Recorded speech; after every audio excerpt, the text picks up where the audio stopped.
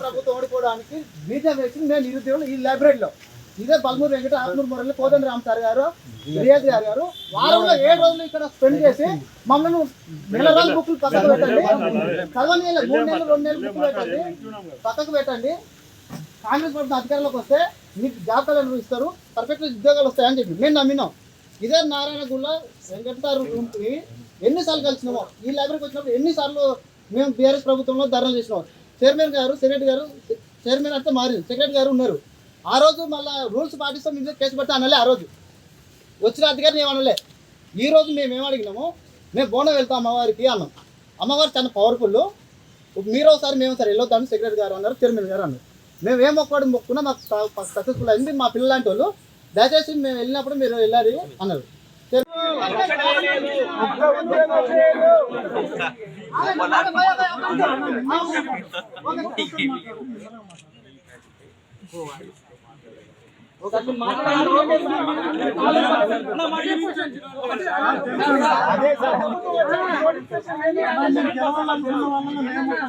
Sir అందుకే మిమ్మల్ని ఎన్నుకున్నారు సార్.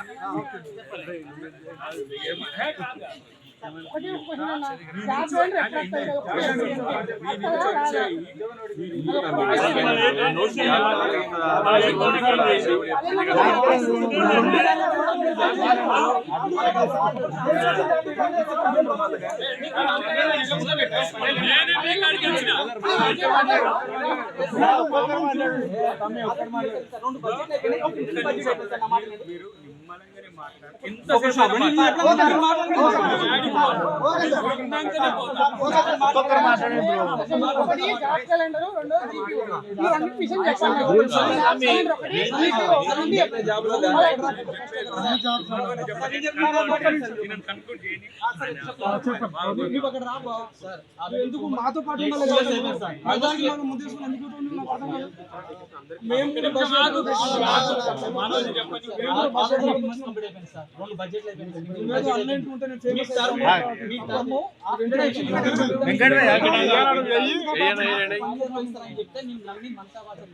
ప్రతి ఒక్కరు ఇంట్లో చుట్టుపక్కల అందరూ ఇన్ఫ్లుయెన్స్ చేసి ఓటు వేయించి అధికారం తెప్పించాం సార్. మీరు గెలవడానికి difference just 2%, less than 2% difference తో మీరు అధికారంలోకి వచ్చింది. ఈ 19 నెలల నుంచి ఈ రోజు కూడా మమ్మల్ని స్టూడెంట్స్ లెక్క, ఒక నిరుద్యోగులు లెక్క ఎవరు ట్రీట్ కూడా చేస్తారు. మాకు వచ్చి హామీలు ఇచ్చి లైబ్రరీలో తిరిగిన ప్రతి ఒక్కరు ఇంతవరకు కనబడుతుంది. మొన్న రియాజ్ సార్ వచ్చినందుకు ఒక మాట మేము అడిగినాం, మేము సీరియస్ గా అడిగినంత మాత్రాన మా మీద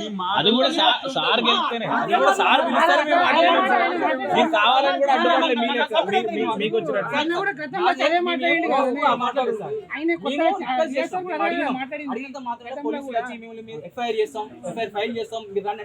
ఇంట్లేసి పిల్లిని కొట్ట పులైదు సార్. ఎన్ని రోజులు నిర్బంధంగా ఉంచుతారు సార్. నిరుద్యోగ బుక్ అన్నారు, మాకు 20 నెలలు అయితే ఒక్కొక్క 4 అంటే 80,000 చొప్పున అప్పున్నారు మీరు అందరు. ఒక్కొక్క నిరుద్యోగం 80,000 ఇవ్వాలి.